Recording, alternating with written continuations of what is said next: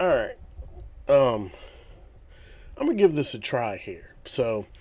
Um, this is something I'm kind of expanding my range a little bit.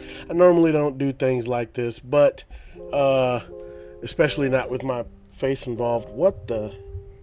All right. So, as I was saying, in my attempt to progress, I need to get off Twitter because the. All right. So, we're gonna try this. I'm going to do a something I have wanted to do for a while, and it involves the people with the hat that I wear on my head. I am a visual talker, so you will probably see a lot of these bad boys over the next little bit. Um, Today I'm going to try to book how I would do Bray Wyatt in his AEW debut. Now, if this does okay, I will do part two, which will be actually him debuting in Impact Wrestling. Yeah, I said Impact. So, without further ado, I'm gonna stop rambling and let's go. All right, so to start off, we will have to understand a few things when it comes to me and wrestling. So I have been a fan of wrestling for a long time, and even though I know that the line of kayfabe has been blurred from time to time, I like it in the essence of like a Malachi Black or Tommy End, if you will, and the way he debuted, and the I was still messed up from, his time in the two dubs and an E. Okay, so if you keep that kind of story going, you can also book this to perfection. Well, my perfection. And for this, that's all that matters. So with that in mind, we have to start by laying out who is most important here. Now, we do understand that people people want him to be the leader of the Dark Order.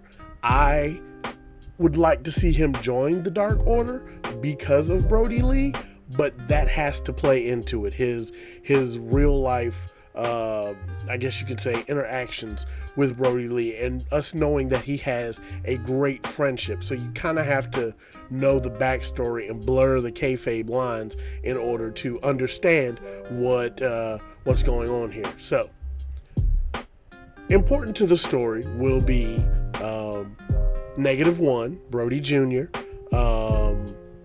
Colt Cabana, you'll see why, and Evil Uno. They'll be the biggest factors. Of course, the rest of the Dark Order will have to play their parts, but when you think about the Dark Order as they are now, you think about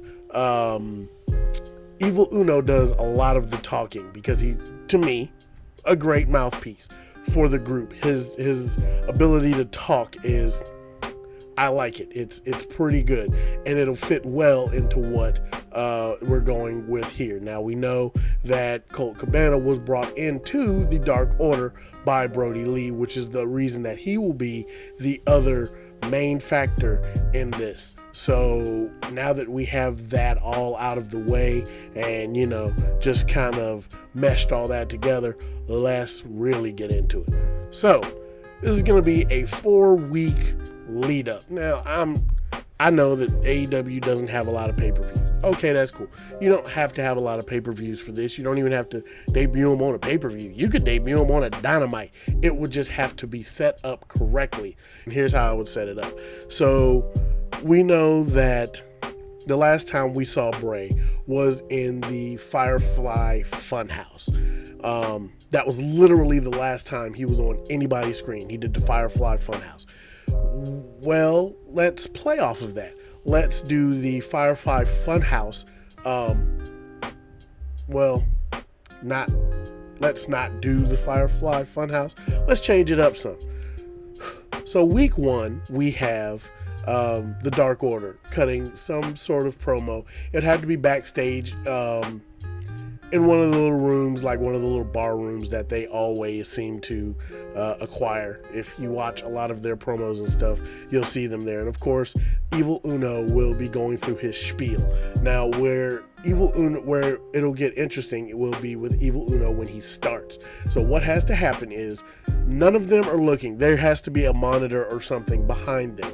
None of them are looking. And Evil Uno starts talking. As soon as Evil Uno starts talking, the monitor that is behind them needs to start showing what we would notice as fans as what once was the Firefly Funhouse.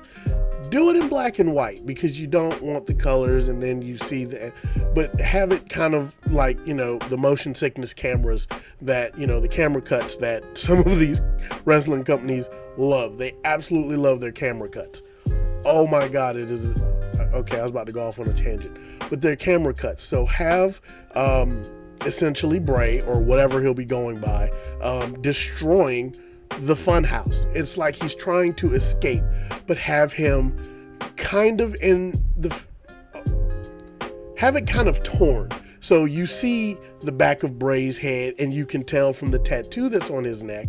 And then at one point you just see the Fiend pants maybe, or like the back of his shirt, but you can tell from what you're looking at that it is supposed to be the Fiend. Now we're not debuting the Fiend, we're only debuting Bray Wyatt. If the Fiend makes an appearance and whatever reincarnation Bray Wyatt wants to do it later after he's debuted, that's fine, but they're going through the spiel and you see it going off behind him.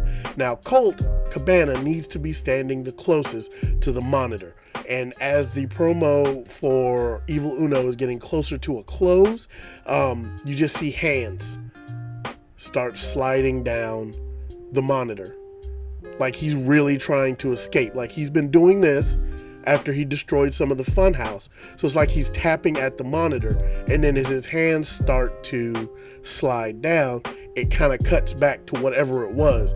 Now the reason that Colt Cabana needs to be standing there is because he's going to look.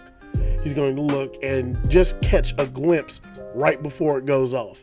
And then as Evil Uno finishes with his little pose and his hand behind his back, he looks back at Colt, and Colt's still staring at the monitor, just kind of confused. So it's kind of a, you good, bro? You straight back there? Okay, moving on. All right, so now we're into week 2. And with week 2,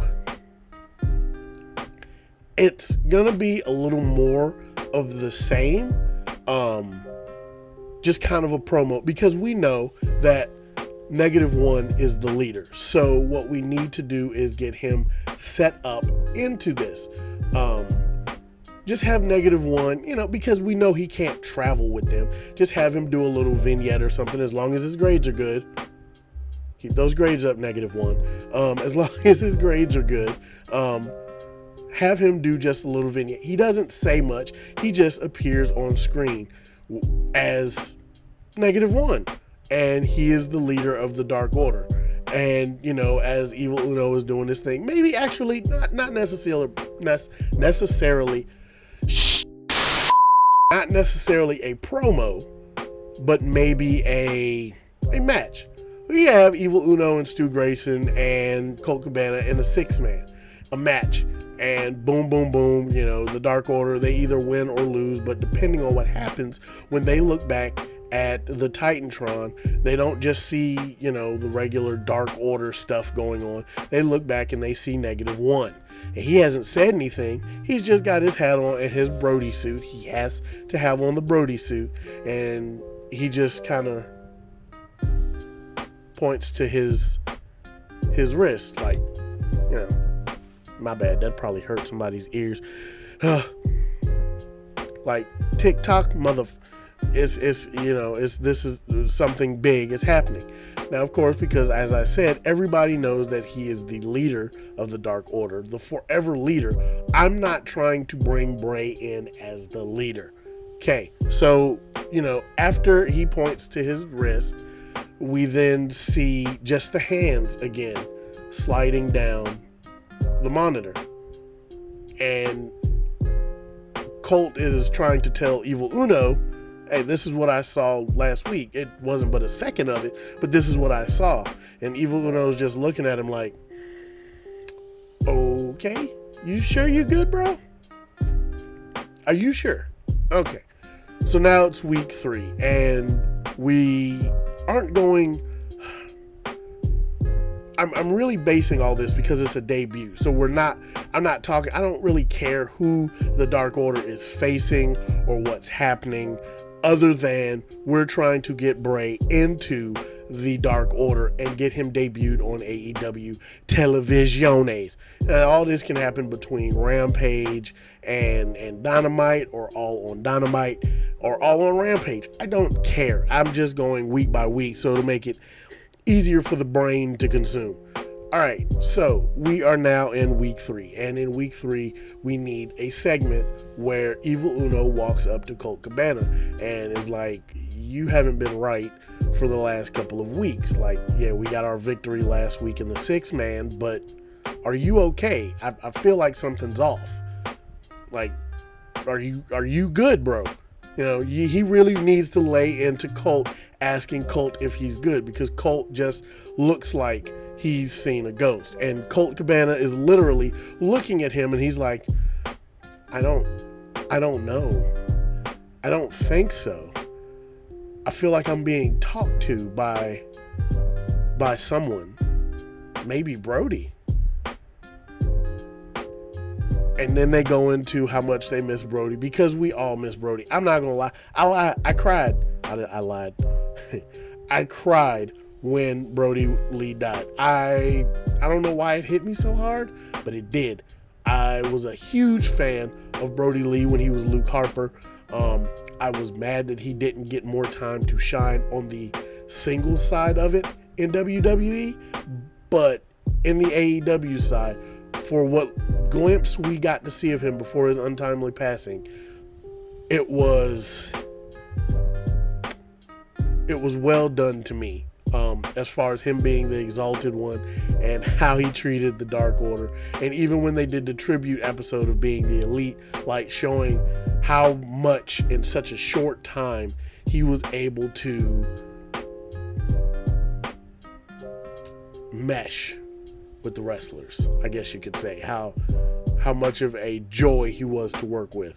So the feelings need to be there, because if they're not there and Bray debuts, okay, sure, you can debut Bray as a person in the Dark Order, but we need to have that feeling there. We have to have that feeling there. So them talking for just a minute or two about how they miss Brody, and, you know, -1 is doing a great job as the leader, even though they know he can't be there with them every week for whatever the reason is.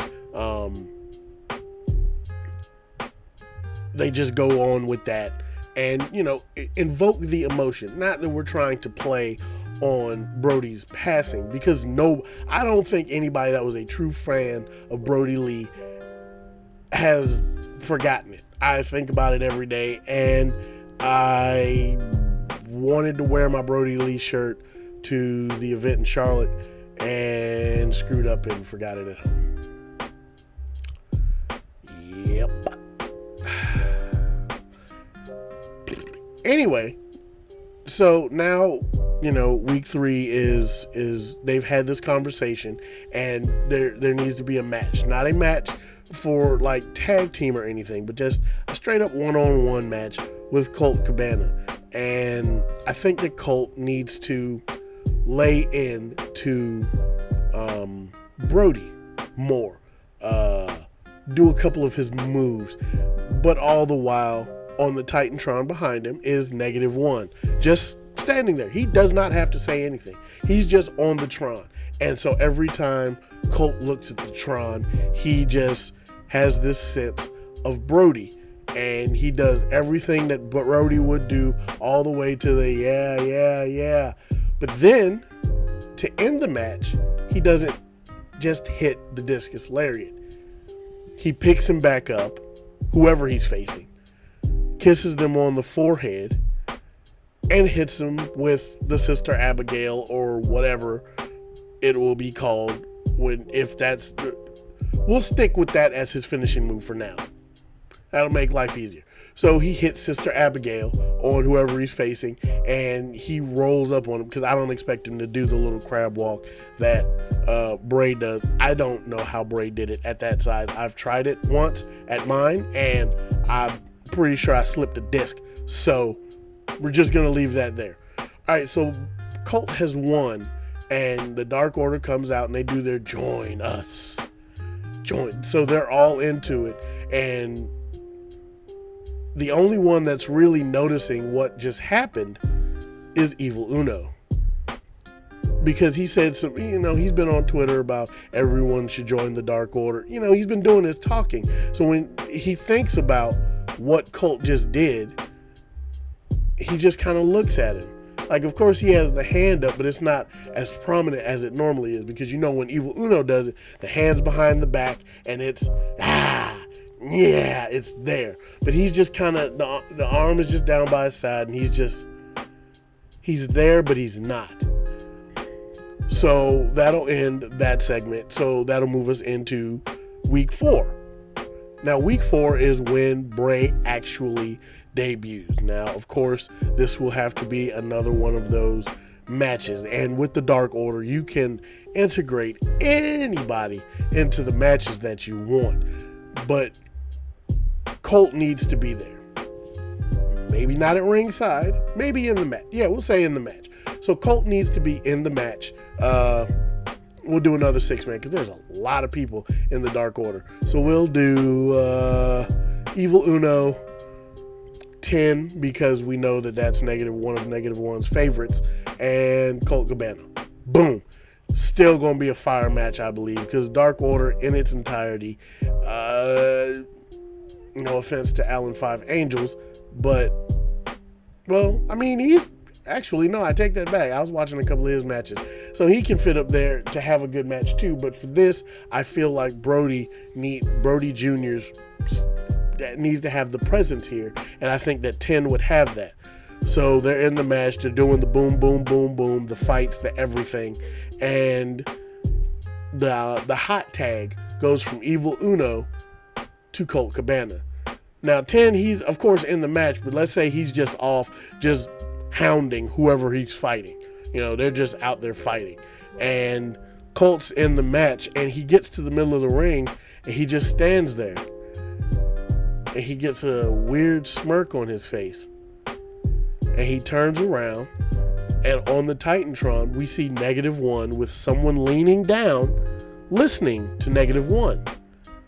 And Negative One still hasn't said anything. So and I mean, this is something that you can actually use going forward, for how I'm going to actually bring Bray out. And we'll get to that. But you'll have him down, and he's listening. Now, make it like a silhouette so you can't see Bray. But if you're smart, you can tell by how his hair is that it's Bray. Because like I said, we're not debuting The Fiend. We are just debuting Bray Wyatt. Bray Rotunga, Wyatt Rotunga. We'll think of names later. So with that in mind, we will. So we have now Colt standing in the middle of the ring, and he just stands there. And whoever they're facing, they don't necessarily have to be a prominent fixture, but we don't want it to be anybody that will damage their credibility for what's about to happen. Colt Cabana unloads a nasty discus clothesline. Like, I want to hear it. I want to see the sweat fly off. I want him to, whoever he's going up against, to talk to him and be like, listen, I'm going to do my best to leave a slap mark on your chest from all of it, from this whole forearm. All this right in here is about to be planted right there. Just unload on him. He's only been in there. This is his first time in the match. Have him unload the discus lariat. Pick him up. Sister Abigail. 1, 2, tree. Now, when the tree happens, yeah, I said tree. Oh, man. When the 3 happens, the 3, he stands up, and he immediately goes into the pose. Doesn't wait for everybody else. He goes immediately into the pose and looks directly at the Titantron. When he looks back at the Titantron, he sees Brody Jr. point. Had to make sure my finger was in focus. There it is. Just have him point. And now the silhouette that was listening to him stands up. And in that little Bray Wyatt creepy thing that he used to do when he was with the Wyatt family, like that little weird screen cut before he would yell at the end, have it do something like that, but never show his face. When he gets closer to the screen with the screen cuts, just have his hands once again slide down the screen. Now everybody's looking and confused, and there's just a little bit of smoke starting to come out from under the ring. And Colt's the only one that's really laughing. Evil Uno has finally figured it out. So now Evil Uno is panicking just a bit because he understands who's here. He knows what's going on. So he's like looking around and seeing the smoke, and he looks up at the ramp thinking that most debuts you'd have somebody come down the ramp. I'm here. Like Andrade, he's like, sup, I'm here. I got on this fancy ass suit. Let's get it. All right, no. The smoke is coming out from under the ring because that's where Bray has been hiding. Whoever is standing beside the ring sees a hand come out from under the bottom of the ring. And they're looking and they jump, and Evil Uno is the one that catches it. He's Alan at 5 Angels. That'll be perfect for him. Have him jump. Have Bray grab his ankle or something. But make sure the camera is in position to catch this. Have him grab his ankle, and he just kind of jumps. He's like, what the hell?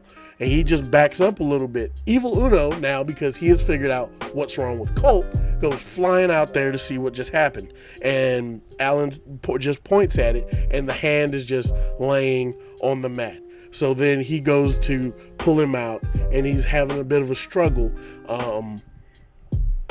And he needs help. So now 10 is done eviscerating whoever he was fighting. Yeah, I used a big word. And he runs over and gives that douche. Because, listen, 10 is huge. He's huge. I mean, I'm 254, and I wish that I had a body shape like that. No homo. Pause. Whatever you got to do. Moving on.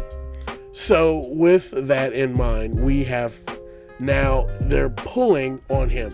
Everyone of the Dark Order is trying to help pull him out except for Colt Cabana. He is still in the ring with that smile that only Colt can pull off, and he just has the hand up. And I mean, it's tight. It's not going anywhere. When they finally pull him out, they're going to pull Bray from under the ring. He needs to be in the Mr. Rogers outfit, is what they call it. The Mr. Rogers outfit? Sure. He needs to be in the Mr. Rogers outfit that we last saw him in the last Firefly Funhouse. But it needs to be destroyed. It needs to be torn up. It's like he's been caught there in that void since, his last time on TV. So, it's torn up, it's messed up, dirty, looks like he's been in it for a while. And at this point, when he stands up and the Dark Order move enough for people to see who it is, the crowd should try to tear the roof off the place with their voices. Bray doesn't need a microphone or anything. Colt Cabana has finally jumped out there and just threw his hand on Bray's back and looks at him. And it was like, I knew you were coming. A little Matt Hardy. I knew you'd come. Yeah, that's not what he should say, but he just looks at him like, I knew you were coming. Bray have a camera in close enough, just close enough to where you don't need a camera and you can hear amongst all the crowd going banana boat crazy that Bray Wyatt or whatever he's going by now is in AEW, and just have him say, he sent me.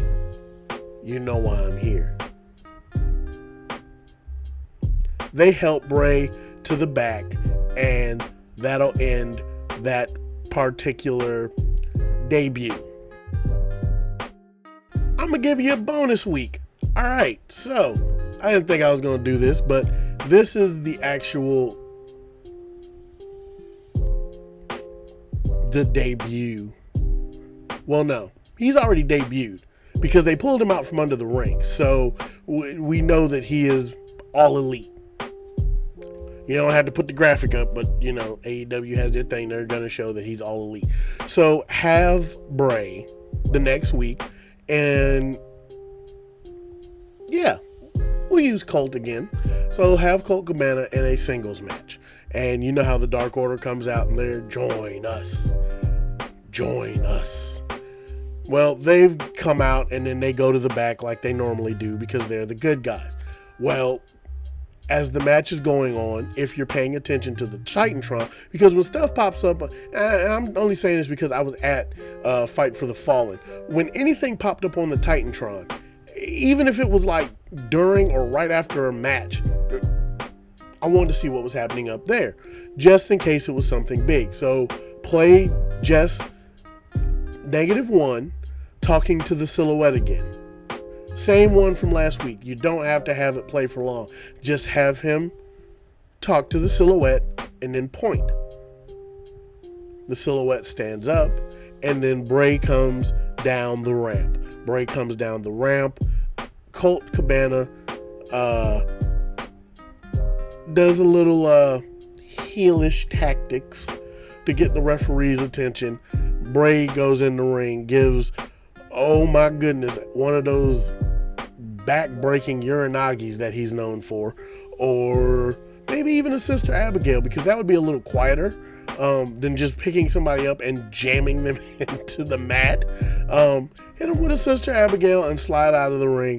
And Colt Cabana does, what's that Superman thing where he just wee and pins him and gets the 1, 2, 3.